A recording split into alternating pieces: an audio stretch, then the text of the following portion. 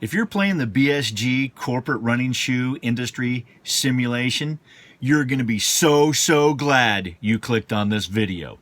Stay tuned.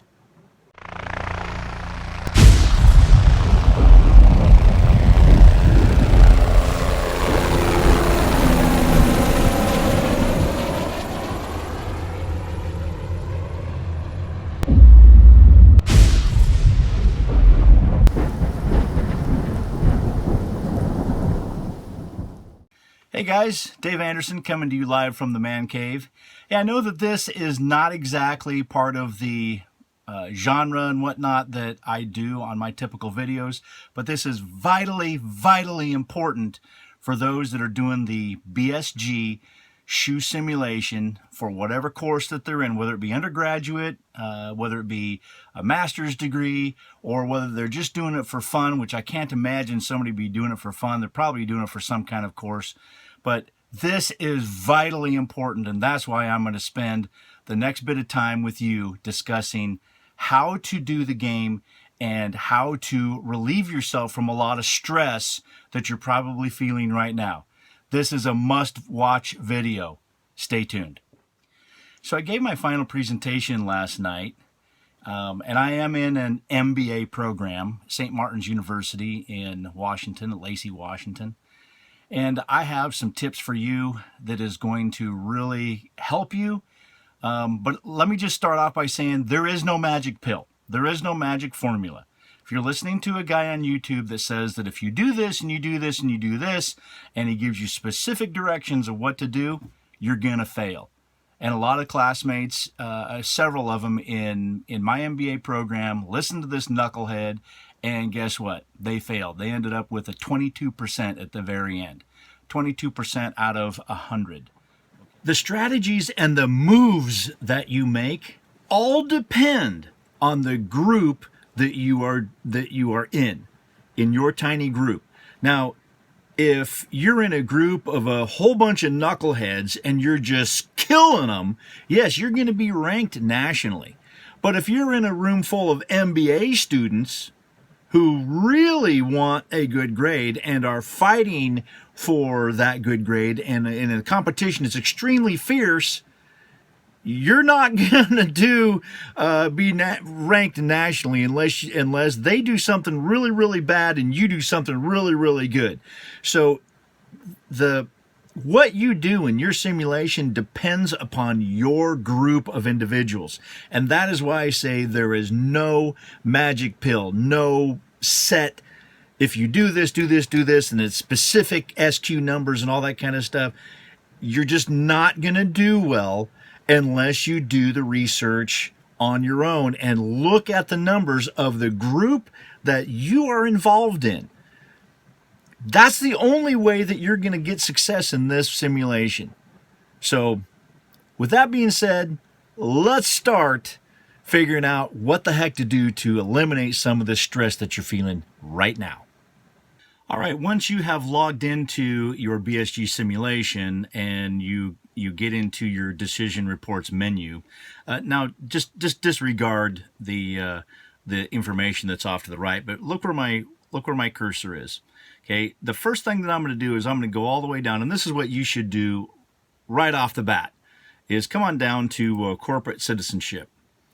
Now, as you can see, now I'm on year 16 now, so don't go by the numbers that I have, but to increase your image, you're going to want to start off with a minimum of clicking this right here, which is ethics training enforcement. That is going to keep your employees producing what they should be producing. Otherwise, you're going to see a sharp decline in what they're producing because they're just sloughing off. They're not going to be ethical employees if you don't do this training. So make sure to click on this. Clicking on the recycling packaging, I clicked on that. Yes, it's only 15 cents per pair. It doesn't really cost you a whole lot. The energy efficiency, I started off around 100 and then progressively, added a little bit more each time. And then the improved working conditions. Okay, these are fairly expensive, and me being risk adverse, I was like, no, I can't afford that. That's just crazy. I can't do that. But look what the cafeteria on-site childcare facilities do. Now you're thinking, hey man, I'm not going to do childcare. Yes, go ahead and do that. Why? Because it is initially costly, but it will. But what it does is it increases the amount of shoes that you're able to produce in each facility by 100 each year. So it's well worth it. Plus, it gives you a higher image rating, which also enables you to sell more shoes. So from the very beginning, I'm recommending that you click on both the cafeteria and on-site childcare services and the improved ventilation, lighting, and safety at a minimum. And then also, and I did this later on, but I also included the institution of a supplier code of conduct. I clicked on that, yes. Now these things are costly, but you reap the return later on. And then my charity contributions, I started, I think, at maybe $1 million. Now this number here is 5,000, but everything is times 1,000, so it has 3 zeros after it. So right now I'm at 5 million. I actually won at least one of the corporate social responsibility awards, and I got second place for the following 2 years. But I think this is a good idea to add to your corporate social responsibility and add to your corporate image. Do this from day one. From day one. Okay? Alrighty, guys. Now I am back up to the top of the decision reports menu on compensation and training. Now, the numbers that you see here are over at least 6 years. So don't freak out. But generally speaking, what I did is I increased their wages a little bit each year.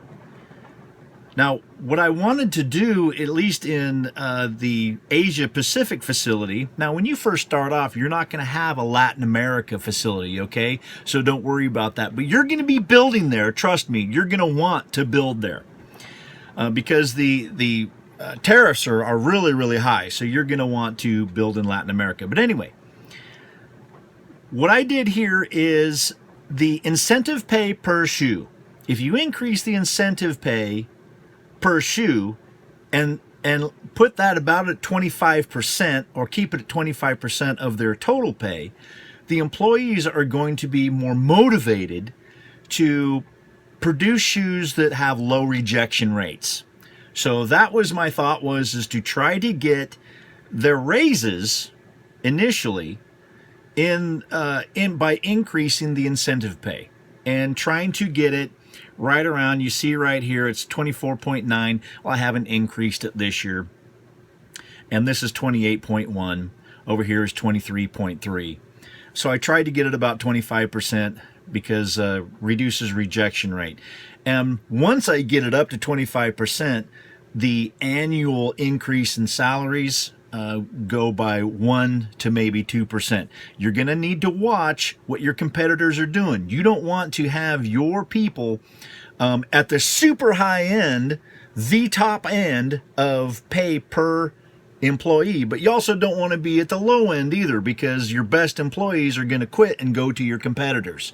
So you want to be in the average or a little bit above average to hold off the stem of your competitive people.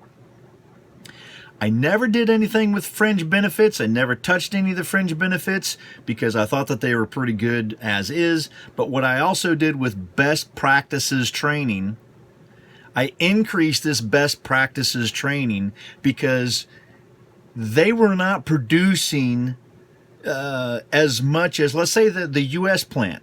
Very good workers. They were producing very high right off the bat. Then they started to decline, so I started to have to increase the best practices training.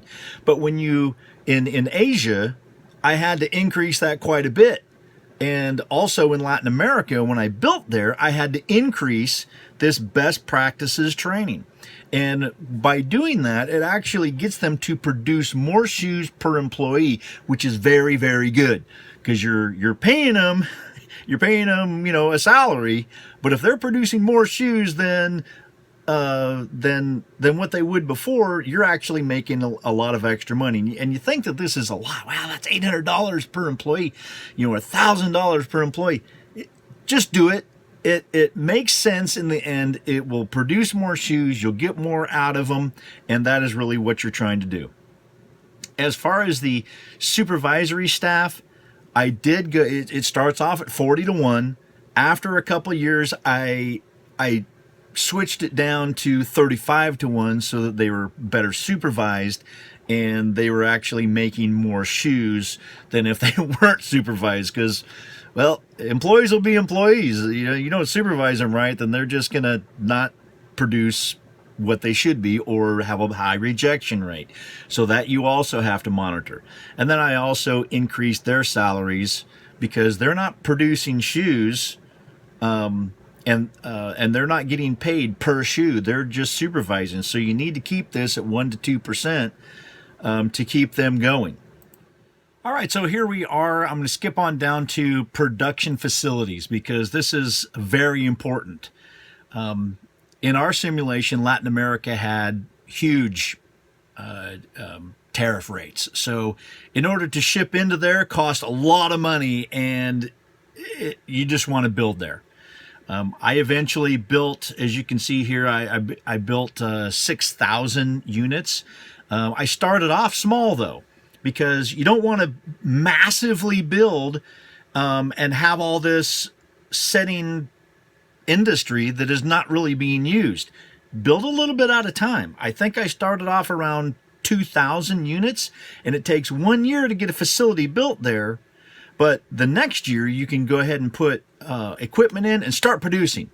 So the very first year, I put in, I believe it was 2,000. Again, this is all up to you. I put in 2,000 units in Latin America because I don't want to massively overproduce and then have a ton of inventory left over at the end of the year. So 2,000 to begin with. I actually decreased the amount I sold off equipment in the U.S., the North American area, because if you look at the compensation page, compensation and training, they're very expensive. But here's a way around that. You don't have to sell off. You can if you want to. Obviously, maybe you're overproducing in North America, which I was to begin with. I think it starts you off at 5,000, or 4,000. I can't remember. But anyway, I backed that off because you're only selling about 2,000. But anyway, here's what you can do. Because North America is so costly with labor, go on down here to this robotic-assisted production to increase worker productivity by 50%. It's massively expensive. Don't freak out. It's massively expensive. Don't freak out. But it will pay for itself. It will pay for itself over about a 10-year period. And you will be able to cut and undermine competition because they'll be paying a lot of money to their labor force and eating costs, where you can cut those costs virtually in half right off the bat. It's costly, but don't worry. Take out a 10-year loan. It will cover it. Don't be so risk adverse like I was to start with. I started off risk adverse. I got my rear end handed to me. And then it was just a battle, a climb to get back to on top. But I got killed because I was risk adverse. Don't be risk adverse. Take out debt. That's vitally important. If you're risk adverse, you're gonna wind up with mediocrity, guaranteed. Unless you're working with a bunch of idiots that don't know what they're doing. So I went ahead and got the robots there the first year. I think you can only do one thing per year. I recommend getting that the first year. I think I waited because I was risk adverse to about the fourth year. That really hurt me bad. And then I also eventually started producing up to 500 pairs of shoes. You know, gradually got up 350, 400, 450, 500 pairs of different shoes. So I also got the layout revision to reduce costs there in North America. I never produced in Europe or Africa, but this is only year 16. I'm probably going to go ahead and start producing there next year. Build a plant, obviously, first, and then put in equipment. So in the Asia Pacific, because the rejection rate was so high because we were using older equipment. By the way, every time you purchase equipment, purchase new equipment. Don't be a cheap sucker and purchase old equipment because you won't get the production out of it. So what I did is I purchased the special equipment to increase the SQ rating by 1 star. That was kind of like it cost me up front, but it was well worth it in the end as far as my simulation went. And then I also got the purchased the special equipment to reduce rejection rate by 50%, because initially that store had bad rejection. I mean, it was way up there. So I squashed it down. I was able to really produce a lot of shoes in Asia Pacific and started just melting down my competition by putting good quality shoes out there at a very low cost. And it just wiped out a lot of people.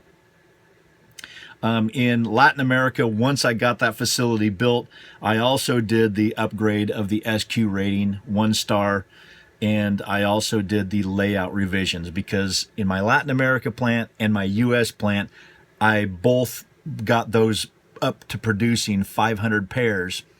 The more pairs that you can produce, the more market share, the more appeal that you're going to have in the simulation. Consequently, also, the higher the SQ that you can make, the higher your image is going to be, and the more sought after your shoes are going to be as well, because your image rating is up high.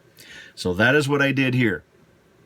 Now, like I did, you can come up here and you can sell some equipment like I did in the US plant initially, because, well, there was just too much there. I didn't need them to be making so many pairs of shoes. But again, this is totally up to you. If you get the robotics the first year, you're going to be golden. You can sell shoes at a whole lot less and undercut people. Incremental steps is how you go. If you put in too much at once, you'll wind up with a lot of shoes in the end. That's my advice. So take it or leave it. You better take it. All right, guys, that's really pretty good for one video. Next, we're going to talk about branded production and continue on this series. I'm hoping to do maybe 2, maybe 3 videos, but each one of these is vitally important. Make sure to not share this with the group that you're in because you're in competition. You're in competition with them. So, well, share it or don't share it. I don't care. You know, I'm just your YouTube creator, that kind of thing. So anyway, next couple of videos are very vitally important as well. So make sure to watch them as well. Until next time, guys, I'm Dave Anderson and I'm signing out. Guys, be safe out there and God bless. Hey guys, thanks for watching the channel. I really appreciate it. If you like the video, click on that like button right down there. If you'd like to subscribe, click on my face. And as always, leave a comment. That is how you support this channel. Thank you so very much. I'll see you guys next time. Hey, don't forget to click another video now.